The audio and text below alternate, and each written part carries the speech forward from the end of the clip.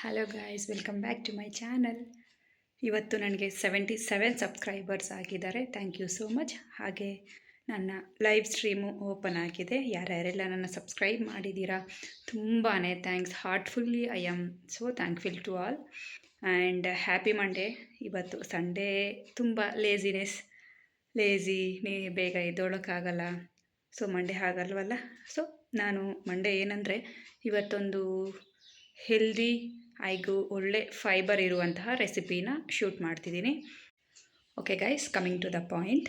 ನಾನಿವತ್ತು ಮಲ್ಟಿ ಸೀರಿಯಲ್ಸಿಂದ ಇಡ್ಲಿ ಮಾಡ್ತಿದ್ದೀನಿ. ಇದು ತುಂಬಾ ಹೆಲ್ದಿಗೆ ತುಂಬಾ ಹೆಲ್ದಿ ಅದು ಆ್ಯಕ್ಚುಲಿ. ಸೊ ಒಂದು 5 to 6 ಕಾಳು, ತೊಗರಿ ಕಾಳು, ಹೆಸರು ಕಾಳು, ಅಕ್ಕಿ, ಉದ್ದಿನ ಕಾಳು ಎಲ್ಲನೂ ಸೇರಿಸಿ ನೆನೆಸಿ ಮಾಡ್ತಿದ್ದೀನಿ ಇಡ್ಲಿ. ಯಾಕಂದರೆ ನನ್ನ ಮಗಳು ಒಬ್ಬಳು ಇದ್ದಾಳೆ, ಅವಳಿಗೆ ಇಡ್ಲಿ, ದೋಸೆ, ಚಪಾತಿ ಇವೆಲ್ಲ ಹೋಗೋದಿಲ್ಲ. ಹಾಗೆ ಹೆಲ್ದಿ ಫುಡ್ಡು ತಿನ್ನೋಳು ಅವಳು. ಬರೀ ಜಂಕ್ ಫುಡ್ ಇಷ್ಟಪಡ್ತಾಳೆ. ಅನ್ನ ತಿನ್ನಬೇಕಂದ್ರೆ ತುಂಬಾ ಲೇಜಿನೆಸ್. ಸೊ ಹಾಗಾಗಿ ಅವಳಿಗೆ ಒಳ್ಳೆ ವಿಟಮಿನ್ಸ್ ಹಾಗೂ ಫೈಬರ್ ಬೇಕು ಅಂತ ನಾನು ಮಲ್ಟಿ ಸೀರಿಯಲ್ಸ್ ಇಡ್ಲಿನ ಟ್ರೈ ಮಾಡ್ತಿದ್ದೀನಿ. ಸೊ ಎಲ್ಲರೂ ಟ್ರೈ ಮಾಡಿ. ಯಾರ್ಯಾರ ಮನೆಗೆಲ್ಲ ವಿಟಮಿನ್ ಡೆಫಿಷಿಯನ್ಸಿ ಇರುತ್ತಲ್ಲ ಮಕ್ಕಳಿಗೆ, ಸೊ ಅವ್ರಿಗಾಗಿ ತುಂಬಾ ಹೆಲ್ದಿಯೆಸ್ಟ್ ರೆಸಿಪಿ ಇದು. ಸೊ ಫ್ರೆಂಡ್ಸ್, ಎಲ್ಲರೂ ನನ್ನ ವಿಡಿಯೋನ ವಾಚ್ ಮಾಡ್ತಾ, ಹಾಗೆ ಏನೇ ಆದರೂ ಮಿಸ್ಟೇಕ್ಸ್ ಇದ್ದರೆ ಪ್ಲೀಸ್ ಕಮೆಂಟಲ್ಲಿ ತಿಳಿಸಿ, ನಾನು ರೆಕ್ಟಿಫೈ ಮಾಡ್ಕೊಳ್ತೀನಿ ನೆಕ್ಸ್ಟ್ ವಿಡಿಯೋ ಮಾಡೋದಕ್ಕೆ.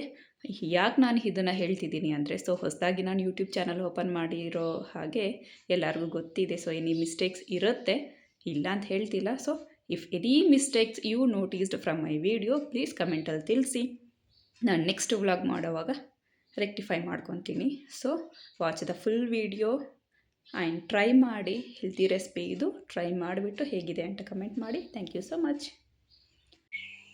ಹೆಸರು ಕಾಳು, ಉದ್ದಿನ ಕಾಳು, ಅಕ್ಕಿ, ಇದು ಸೋಯಾಬೀನ್, ಅಲಸಂದಿ ಕಾಳು, ಮೆಂತ್ಯ, ತೊಗರಿ ಕಾಳು, ರಾಗಿ, ಇವನ್ನೆಲ್ಲ ಒಂದು 5 hours ನೆನೆಸಿಟ್ಟು ಗ್ರೈಂಡ್ ಮಾಡ್ಕೊಬರೋಣ. ಈಗ ಗ್ರೈಂಡ್ ಚೆನ್ನಾಗಿ ಸ್ಮೂತಾಗಿ ಗ್ರೈಂಡ್ ಆಗಿದ ನಂತರ ಒಂದು ಪಾತ್ರೆಗೆ ತೆಗೆದಿಟ್ಟು ಈ ಕನ್ಸಿಸ್ಟೆನ್ಸಿಯಲ್ಲಿ ಇರಬೇಕು. ತುಂಬ ನೀರಾಗೋದು ಬೇಡ. ಇದು ನೈಟೆಲ್ಲ ಫರ್ಮೆಂಟೇಷನ್ ಆಗಿಬಿಟ್ಟು ಈಗ ಮಾರ್ನಿಂಗ್ ನಾನು ಹಾಕ್ತಿದ್ದೀನಿ. ಇಡ್ಲಿ ಪ್ಲೇಟ್ಸಿಗೆ ಒಂಚೂರು ಎಣ್ಣೆಯನ್ನು ಹಾಕಿಬಿಟ್ಟು ಸ್ಟೀಮ್ ಮಾಡೋಕ್ಕೆ ಇಡೋಣ. ಇದು ನಾರ್ಮಲ್ ಇಡ್ಲಿಗಿಂತ 3 ಮಿನಿಟ್ಸ್ ಸ್ವಲ್ಪ ಜಾಸ್ತಿನೇ ಟೈಮ್ ತಗೊಳ್ಳುತ್ತೆ ಬೇಯೋದಕ್ಕೆ. ಎಲ್ಲದಕ್ಕೂ ಹಾಕಿ ಕುಕ್ಕರಲ್ಲಿಟ್ಟು ಸ್ಟೀಮ್ ಕೊಡೋಣ. ಈಗ